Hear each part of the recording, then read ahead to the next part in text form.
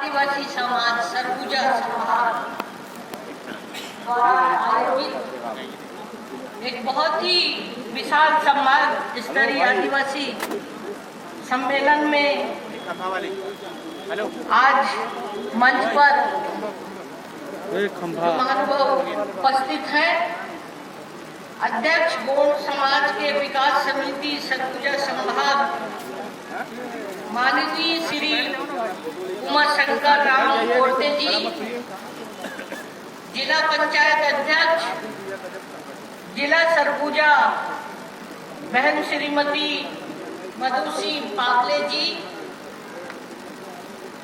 प्रदेश उपाध्यक्ष सर्व आदिवासी समाज छत्तीसगढ़ श्री उदय पंडोई, प्रदेश अध्यक्ष युवा प्रभाग सर्व आदिवासी समाज भाई श्री सुभाष करते जी, सर्व आदिवासी समाज छत्तीसगढ़ महासचिव तरुण भगत जी, कोषाध्यक्ष गोंड समाज विकास समिति के श्री कवल बिहारी सिंह टेकाम जी, जिलाध्यक्ष डॉक्टर अमृत मरावी जी,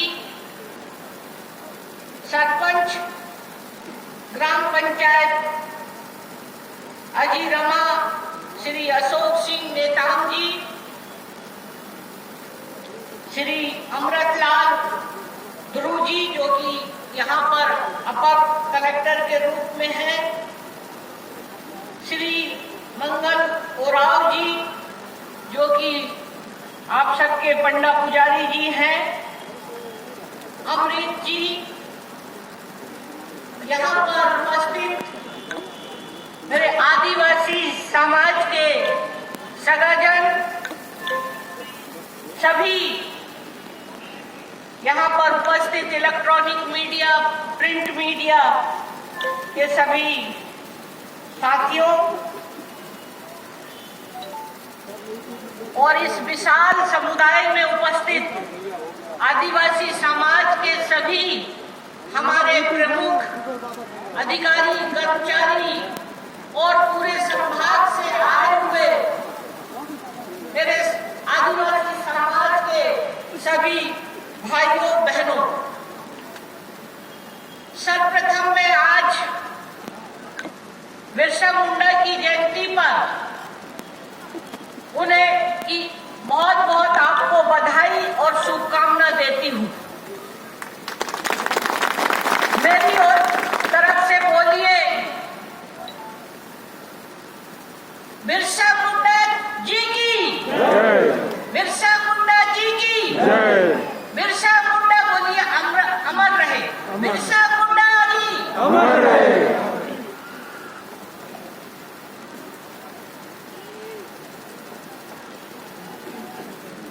गोंड समाज विकास समिति सरगुजा द्वारा बिरसा मुंडा जयंती और आज की एकादशी देवउठनी है आज के अवसर पर आयोजित इस कार्यक्रम में बिरसा मुंडा जी को मैं आप सबकी ओर से नमन करती हूँ।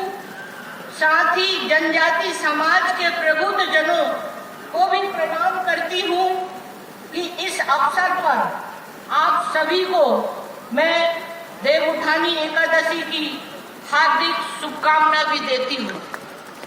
और साथ ही एक बात मैं आप लोगों को ये बताना चाहती हूँ कि हमारे देश को आजाद हुए 75 वर्ष हो गए और देश की आजादी में जिन महापुरुषों ने आजादी दिलाई, उन महापुरुषों को याद करने के लिए भी ये अमृत महोत्सव का जयंती मनाने का इस देश के माननीय प्रधानमंत्री जी ने घोषणा की कि आज भी ऐसे बहुत सारे स्वतंत्रता संग्राम हमारे आदिवासी समाज के हुए जिनको शायद बहुत कम लोग जानते हैं। की बहनों ने भी आजादी में भाग लिया। उन सबको इस वर्ष पूरे साल भर चलने वाला है और हम सब लोग उनको याद करके उन जगहों पर उनकी स्मारक बनाए और आने वाले हमारी जो युवा पीढ़ी है उससे मार्गदर्शन ले, ताकि वो भी इसी तरह अपने समाज के लिए, देश के लिए कुछ प्रेरणा लेकर कुछ कर सके। और आज मैं एक बात कहना चाहती हूँ कि आजादी की लड़ाई में और अंग्रेजों से जिन्होंने लड़ाई लड़ी, ऐसे वीर पुरुष, महापुरुष कहना चाहिए, जिन्होंने आदिवासी समाज में जन्म लिया और आदिवासी समाज के मान सम्मान और स्वाभिमान के लिए उन्होंने अंग्रेजों से लड़ाई लड़ी। ऐसे महापुरुषों की आज हम, जो कि पूरे हिंदुस्तान उनको बिरसा मुंडा को भगवान मानते हैं, भगवान बिरसा मुंडा के नाम से, जिन्होंने आदिवासी समाज के शोषण से छुटकारा दिलाया, उन्हें जीने के लिए सही दशा और दिशा उनकी बदली है। ऐसे महापुरुषों को आज तक आजादी के बाद जितना सम्मान मिलना चाहिए था वो नहीं मिल सका, लेकिन आज इस देश के प्रधानमंत्री जी ने ये घोषणा की कि भगवान बिरसा मुंडा जी की जो जयंती है उसको गौरव दिवस के रूप में मनाया जाएगा पूरे हिंदुस्तान के अंदर। ये हम सबके लिए बहुत गौरव की बात है और पूरे आदिवासी समाज के लिए सम्मान की बात है कि एक ऐसा क्रांतिकारी नेता जो हमारे आदिवासी समाज में जन्म लिया और शहीद हुआ अंग्रेजों से लड़ते लड़ते, आज उस महापुरुषों, चाहे हमारे छत्तीसगढ़ की बात करें तो वीर नारायण जैसे योद्धा जिन्होंने बहुत लड़ाई लड़ी, गुंडू राव जैसे हमारे छत्तीसगढ़ के ऐसे क्रांतिकारी स्वतंत्रता संग्राम सेनानी रहे, और भी अनेक ऐसे महापुरुष इस छत्तीसगढ़ में जन्म लिए हैं। आप जानते हैं कि बिरसा मुंडा, शहीद वीर नारायण सिंह, गुंडाधुर, गेंद सिंह, टंट्या भील, बादल भोई जो कि मध्य प्रदेश के हैं, तिलका माझी, रघुनाथ शाह, शंकर शाह और ये और नई रानी दुर्गावती जैसे महानायकों को आज हमें सभी आदिवासी समाज को गर्व है। ऐसे महापुरुषों को मैं नमन करती हूँ। जनजाति समाज में संतान, विद्रोह, ताना भगत आंदोलन, रंपा आंदोलन जैसे आंदोलन हुए। ऐसे महान नायकों और आंदोलन के कारण हमें ब्रिटिश शासन से आजादी मिली। बिरसा मुंडा महान आदिवासी नेता थे जिन्होंने शोषण और गुलामी के खिलाफ आदिवासी समाज को संगठित किया और देश और समाज को एक नई दिशा दी। बिरसा मुंडा के आह्वान से तत्कालीन जनजाति समाज में जागरूकता पैदा हुई और अंग्रेजों का विरोध किया। विरोध के प्रथम चरण में असहयोग आंदोलन प्रारंभ किया। बिरसा के बढ़ते प्रभाव को देखकर अंग्रेज घबरा गए और उन्हें किसी तरह गिरफ्तार कर लिया। बिरसा मुंडा 1897 जब रिहा हुए थे तो जनजाति समाज में आजादी की आग भड़क चुकी थी। बिरसा मुंडा और उनके संगठन के लोगों ने अपने पारंपरिक हथियारों से अंग्रेजों का सामना किया और बंदूक और तोपों से लैस अंग्रेजी शासन को कड़ी टक्कर दी। हालांकि उनके बारे में बहुत सारे हमारे पूर्व के वक्ताओं ने बहुत सारी जानकारी दी होगी। आज के परिप्रेक्ष्य में मैं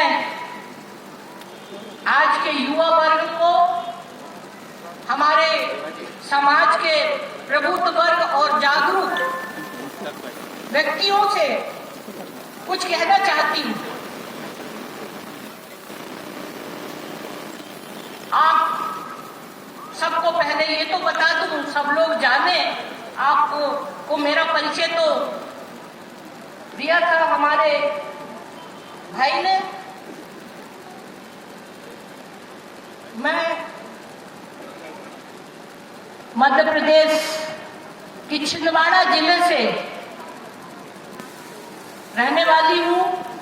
वहीं पर मेरी शिक्षा दीक्षा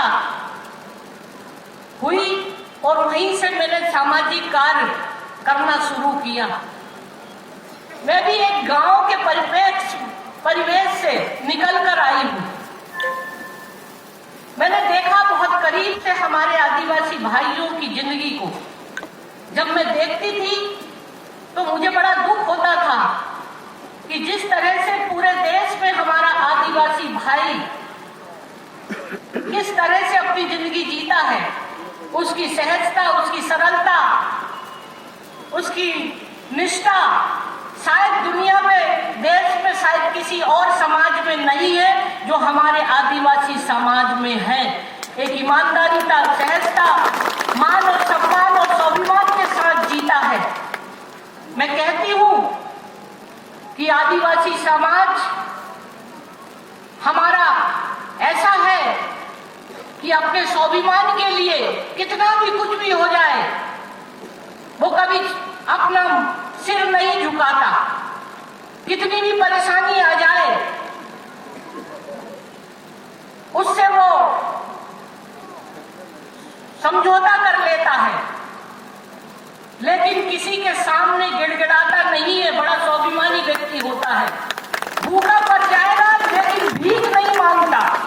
ये हमारे समाज की बहुत खूबी रही है और उसी के कारण हमारे आदिवासी समाज का जो भोलापन, जो सरलता, जो सहजता, उसकी ईमानदारी, उसका परिणाम स्वरूप ये हुआ कि जब हमारा देश आजाद हुआ तो उस आजादी के बाद एक संविधान का निर्माण बना। संविधान 1950 में बनाया गया और उस संविधान में विशेष तौर पर कि हमारा जो पूरा समाज है उसकी आर्थिक, सामाजिक, शैक्षणिक स्थिति कैसे सुधारा जाए, किस तरह से उसको मुख्य धारा से जोड़ा जाए कि हमारा समाज भी ऊपर आए अन्य समाज की तरह। लेकिन देखने में आया कि बहुत सारे प्रावधान का संविधान में प्रावधान किए गए, अधिकार दिए गए कि उनको विभिन्न क्षेत्रों में, चाहे राजनीतिक क्षेत्र में, विधानसभा, लोकसभा, शायद पंचायत से लेकर तमाम जगह आरक्षण दिया गया।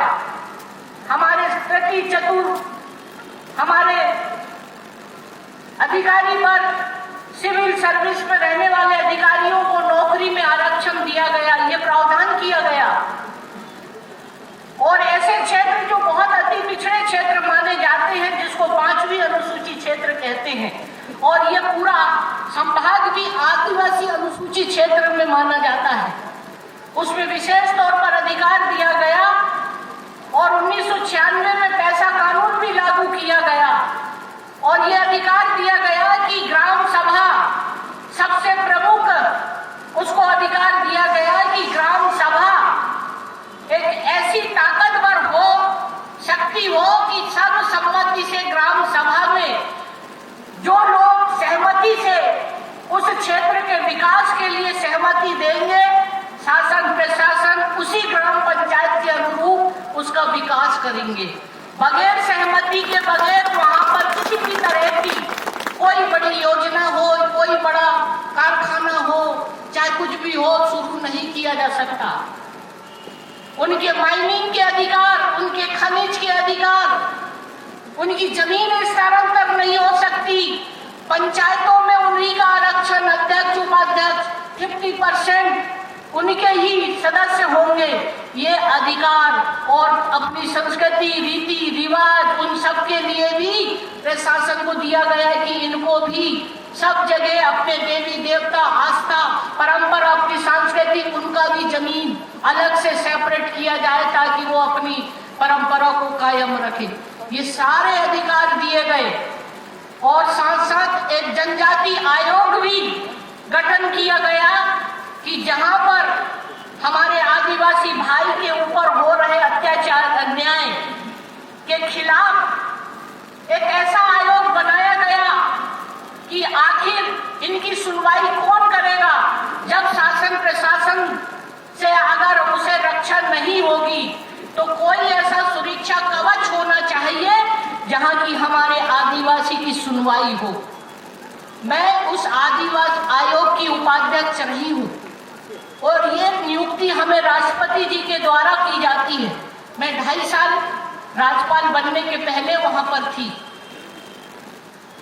मैं आप लोगों को इसलिए भी ये बात कर रही हूं कि बहुत सारे लोगों को हमारे अधिकार के बारे में जानकारी ही नहीं रहती है कि हमें अधिकार दिया गया है, किस तरह से अत्याचार और अन्याय होता है, तो उसके लिए किस तरह की प्रशासनिक कार्रवाई होनी चाहिए, किस तरह से उसको आर्थिक उसका सरकार के द्वारा उसको समय पर मदद मिलनी चाहिए, कौन से कानून धारा के तहत ऐसे व्यक्ति के ऊपर कार्रवाई की जा सकती है।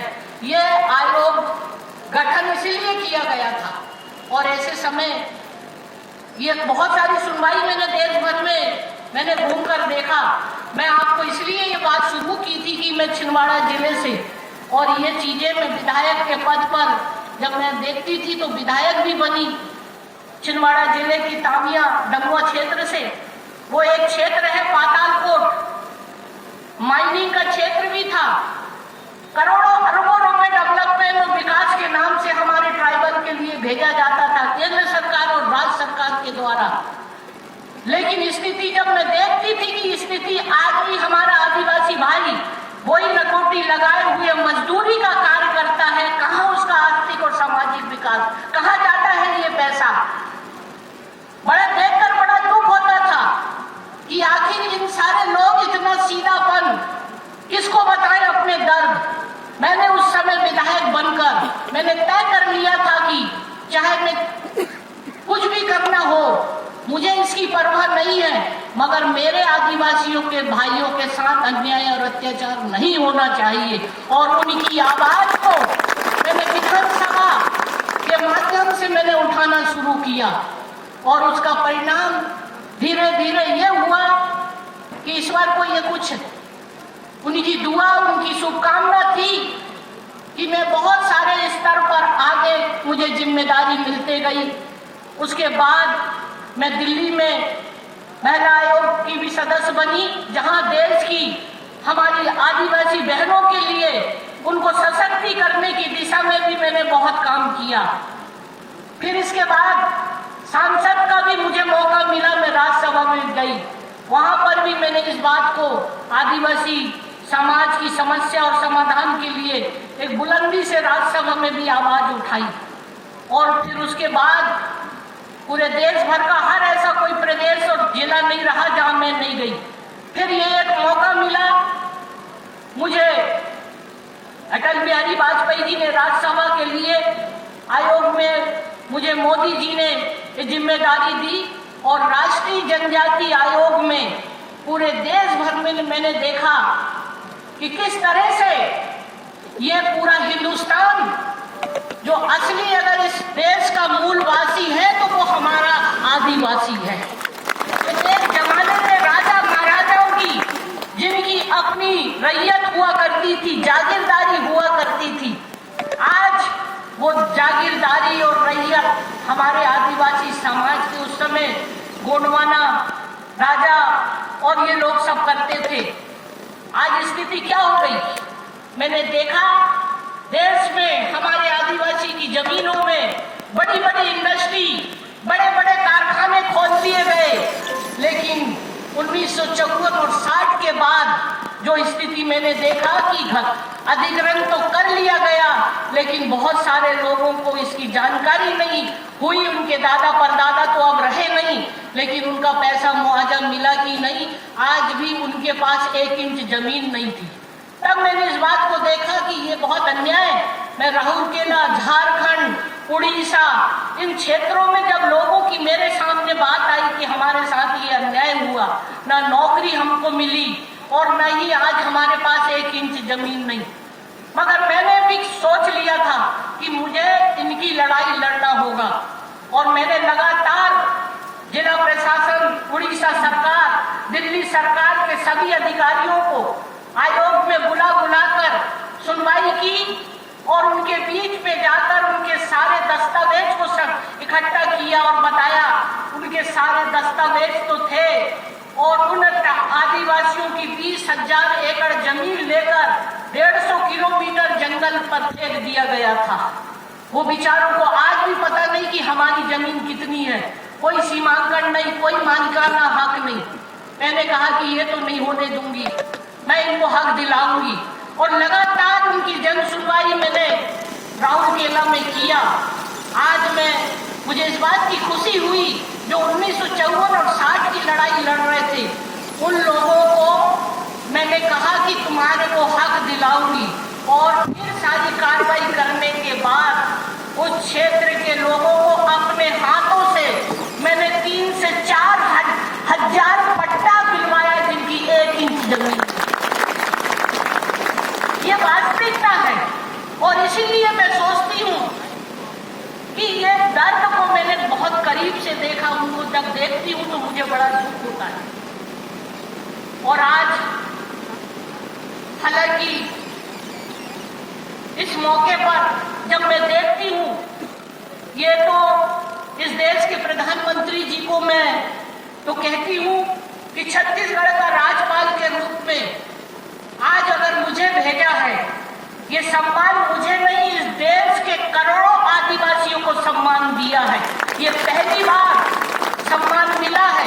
इस बात का एहसास करिए कि शायद मेरे जैसे व्यक्ति, अगर मैं छत्तीसगढ़ की आज करीब 2-2.25 साल हो रहे हैं, फिर भी मैंने कोशिश की कि जिसको कभी कल्पना नहीं होती थी कि हम कभी राज्यपाल के पास मिलने जाएंगे या राज्यपाल के बारे में हम राजभवन भी जा सकेंगे, लेकिन मैंने कहा जो चीजें हुई है, मैंने बहुत खुले तौर पे कहा, जब अनुसूचित क्षेत्र जो होता है, कोई भी अनुसूचित क्षेत्र, संविधान में इस बात की मुझे बड़ा दुख हुआ कि अनुसूचित क्षेत्र में कानून कायदे को, संविधान को किनारे में करके और वहां पर नगर पंचायत, नगर पालिका बना दी गई। ये बिल्कुल गैर कानूनी था। उनके सारे अधिकार खत्म कर दिए गए। उनको